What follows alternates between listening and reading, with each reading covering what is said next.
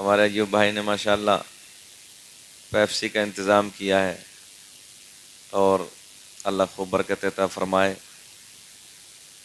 اور اس میں ایک فائدہ یہ بھی ہے کہ جب کھانا انسان زیادہ کھا لیتا ہے اور اسے بیٹھنے میں تکلیف ہوتی ہے تو یہ اپنا کام مکمل کر دیتی ہے۔ ہاں یہ سچی بات ہے۔ اچھا ہمیں بھی پتہ نہیں تھا کہ شادی میں ہم لوگ تھے تو بارات، مسلمانوں کے حالات تو آپ جانتے ہی ہیں، صبر تو ہے ہی نہیں کہیں بھی۔ تو ایک بارات میں شرکت کر رہے تھے، وہ سارے کے ساری بارات ایک ہی ساتھ میں آ کے اندر گھس گئی۔ کچھ لوگ کھڑے تھے، حالت یہ تھی کہ جو بھگونے گوشت کے تیار ہو رہے تھے اس میں کچھ دیری تھی۔ گھر والوں کو شک یہ ہوا کہ یار کہیں بے عزتی کی نوبت نہ آ جائے، تو جو کھانا بنانے والا کاریگر تھا اس نے کہا 5 ہمیں بوتل منگا دو تھمس اپ کی۔ ہم اپنی کلاکاری ابھی دکھاتے تو ہم بھی وہیں بیٹھے تھے، تو 5 منگائی اور اس نے تھوڑا تھوڑا سارے بھگونوں میں ڈال دیا۔ ہم نے اپنی نظروں سے دیکھا بارات کھا کے مکمل ہو گئی اور بھگونے ادھر سے ادھر آتے رہے۔ مطلب بھائی یہ کیا فارمولہ ہے؟ بولے حضرت جو بھگونا 1 گھنٹے میں بننے والا ہے وہ 15 منٹ میں گل کے تیار ہو جاتا ہے۔ تو اتنی ڈینجر بھی ہے یہ۔ خیر اب تو زمانہ اس کا ہے بھائی۔ وہ ایک دور وہ تھا کہ لوگ مٹھا پیتے تھے، جسے چھاچھ اور ہم آپ کہتے ہیں اپنی زبان میں دودھ پیتے تھے۔ نئی نسل کا حالت یہ ہے کہ پیدا ہونے کے بعد یہ چائے پیتے ہیں، دودھ کا تو بڑی دور تک نام و نشان نہیں۔ خیر بہت سارے گھروں میں دیہاتوں میں اللہ کا فضل ہے کہ بھینس ملتی ہیں۔ ایک دور وہ تھا کہ جب 1.5 روپے میں بھینس ملتی تھی تو لوگ خوب دودھ پیتے تھے، موج سے، جان ہوتی تھی سینوں میں، طاقتور ہوتے تھے۔ دور بدل گیا۔ اب گھی آج کل کا نوجوان پسند نہیں کرتا، دودھ آج کل کا نہیں، پیپسی پسند کرتا ہے۔ طاقت کہاں سے آئے گی؟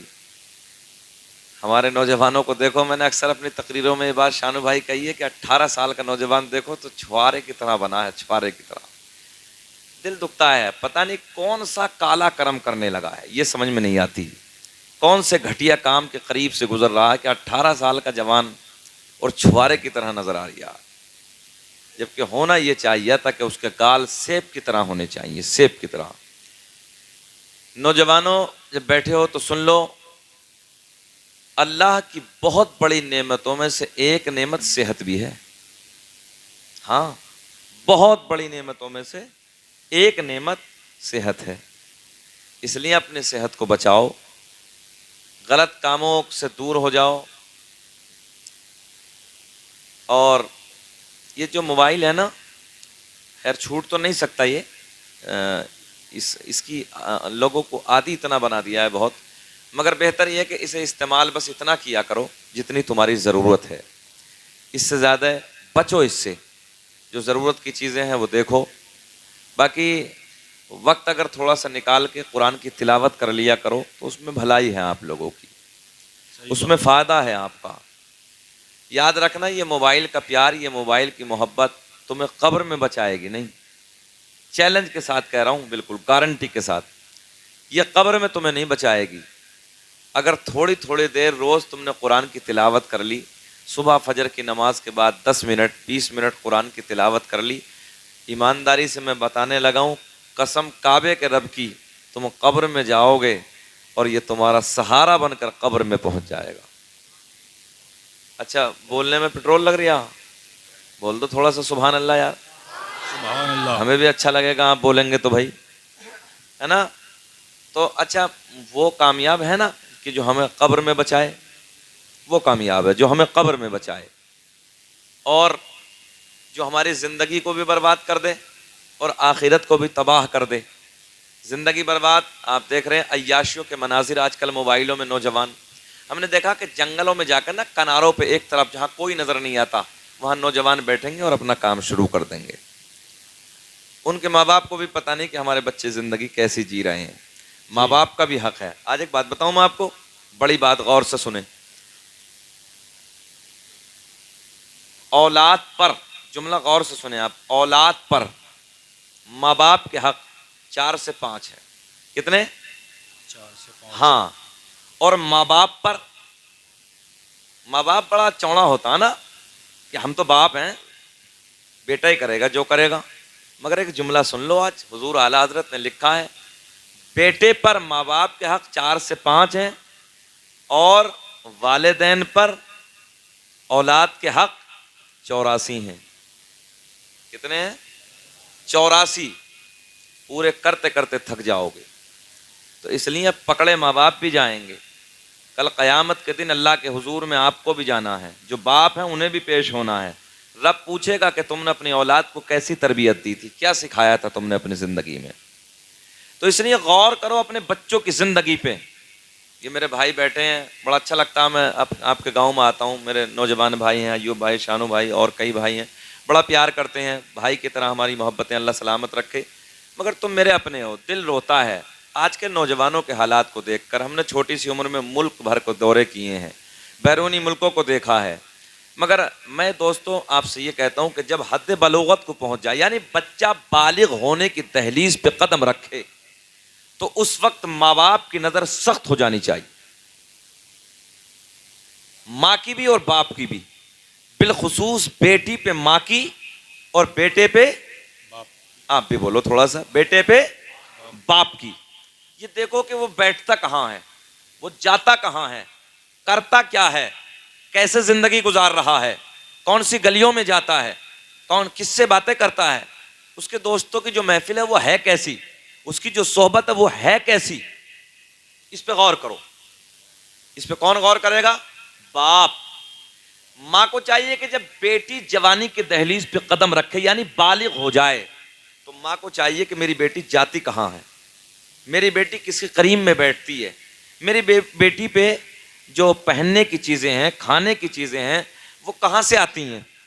آج کل دور بڑا نازک ہے. ہم ابھی تقریر کر رہے تھے, تقریباً 5-6 دن پہلی بات ہے, غالباً عید کے 2-3 دن بعد میں ہم نے دیکھا کہ جلسے میں ہم قاسم بھائی تھے, تو وہاں ہماری بیٹیاں, ہماری بہنیں بیٹھی تھی, جوان بچیاں, اور ان کے ہاتھوں میں بڑے بڑے موبائل. میں حیرت میں تھا, یا اللہ کیسا معاشرہ ہو گیا, حالات کیسے ہو گئے. بیٹیوں کے ہاتھ میں موبائل کسی زہر سے کم نہیں ہے. ہاں یاد رکھنا, بیٹیوں کے ہاتھ. اچھا کون سا کاروبار ہے بیٹی کا؟ غور کرو, ماں باپ بھی, باپ بھی, مائیں بھی, کہ بیٹی کے ہاتھ میں موبائل کس ضرورت سے گیا ہے, کیوں ہے بیٹی کے ہاتھ میں موبائل. بیٹی کون سے روم میں جا کے, کون سے کمرے میں جا کے, اس میں کون سی غلاظت دیکھ رہی ہے, کس سے باتیں کر رہی ہے.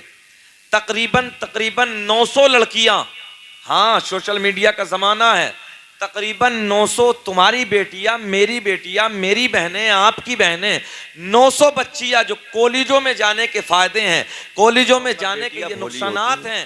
ہاں بیٹی سیدھی ہوتی ہیں, بیٹیاں بھولی ہوتی ہیں. اس لیے میرے نبی پاک صلی اللہ علیہ وسلم نے فرمایا بیٹیوں کو بچاؤ, بیٹیوں کو بچاؤ. ضرورت ہے نوجوانوں کہ تم اپنی نظروں کو سخت رکھو.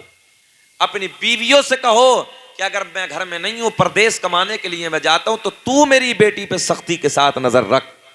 یہ بات ہے میری غلط تو نہیں ہے؟ یہ میری بیٹیاں ہیں, آپ کی بیٹیاں ہیں. ضرورت ہے کہ ان بیٹیوں کو بچاؤ. اور یہ نعرہ کسی اور نے نہیں, آمنہ کے چاند محمد الرسول اللہ نے یہ نعرہ دیا ہے, یہ نعرہ ہمارے نبی نے دیا ہے. اس لیے میرے دوستو ضرورت ہے کہ اپنی بیٹیوں کو بچاؤ. آج بہت پرفتن دور ہے. میں آپ سے گزارش کروں گا کہ بچیوں کے ہاتھ میں موبائل نہیں جانا چاہیے, کوئی ضرورت نہیں ہے. دوسری میری باتوں پہ یہ بھی غور کرو کہ جب شادیاں میرے آپ کے گھروں میں ہوتی ہیں, تو غور کرنا چاہیے کہ ہماری بیٹی کے سر پہ دوپٹہ کیوں نہیں ہے. بات غلط ہے کہ صحیح ہے؟ ہماری بیٹی شادی کے ماحول میں بے پردہ کیوں ہے؟ آوارہ لڑکے جو کتوں کی طرح چوراہوں پہ کھڑے ہو کے بیٹیوں کو گندی نگاہوں سے دیکھتے ہیں, جب وہ بچیاں بال کھول کے ننگے سر جب اس جگہ پر جائیں گی شادیوں کے, آج جو ہمارے آپ کے گندے ماحول ہو چکے ہیں, ان گندے ماحولوں میں میری بیٹی, آپ کی بیٹی جب اس طریقے سے جائے گی, وہ آوارہ لڑکے جو چوراہوں پہ کھڑے ہو کے انہیں کوئی اور کام نہیں ہے, کتوں کی طرح بیٹیوں کو تکتے ہیں, کتوں کی طرح بیٹیوں پہ نظریں رکھتے ہیں. بتاؤ ایمانداری سے, کیا میری بیٹی, آپ کی بیٹی ان کتوں کی نظروں سے بچ جائے گی؟ بچ جائے گی؟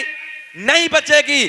اس لیے ضرورت ہے کہ تمہارے نبی نے فرمایا اپنی بیٹی کو پردے میں رکھو. بس ایک ہی طریقہ ہے ان آوارہ نظروں سے بچانے کا. اگر تم نے اپنی بیٹی کو پردے میں رکھا, اپنی بیٹی کو حفاظت میں رکھا, تو ان نظروں سے تمہاری بیٹیاں محفوظ رہیں گی, حفاظت میں رہیں گی. اور نوجوانوں تم میرے اپنے بھائی ہو, میرے اپنے ہو.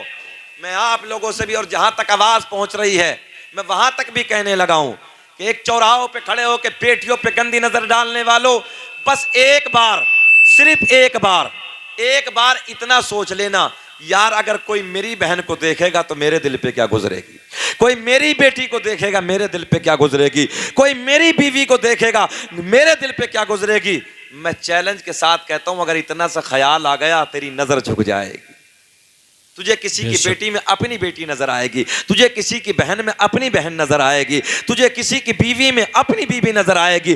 کوئی میری بیوی کو دیکھے گا, آدمی سوچتا چیر دوں گا پھاڑ دوں گا, کوئی میری بہن کو گندی نظر سے دیکھے چیر دوں گا پھاڑ دوں گا مار ڈالوں گا.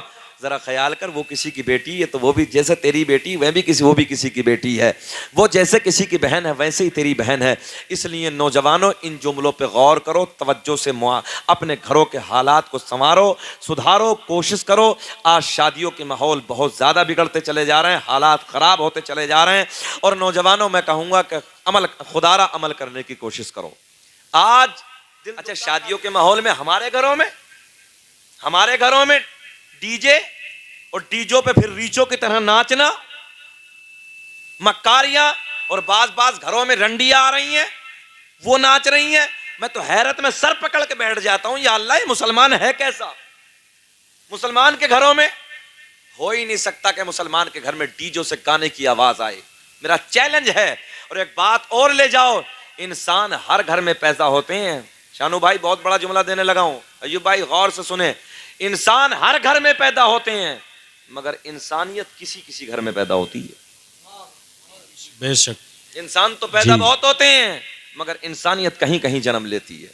میرے دوستوں, نوجوان ساتھیوں, درد ہوتا ہے, بہت کچھ دیکھا ہے. اس چھوٹی سی عمر میں بہت کچھ حالات سے ہم لوگ گزرے ہیں, اور آج تمہارے سب کے نظروں کے سامنے ہے کہ ملک کے حالات کیسے ہیں, کس طرف کیا ڈگر ہے, کیا حالات ہیں.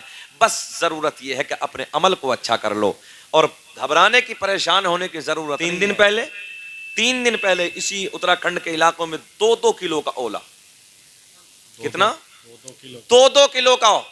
امی عائشہ فرماتی ہیں, سیدہ فرماتی ہیں اور راویاں اس حدیث کی, میرے آقا نے فرمایا جب قیامت کا قریب کا زمانہ ہوگا نا, اور جب عیاشی عام ہو جائے گی, زنا عام ہو جائے گی, تو اس وقت پھر پتھروں کی بارش شروع ہو جائے گی. اور کیا کہو گے, یہ پتھر نہیں ہے, 2 کلو کا اولا.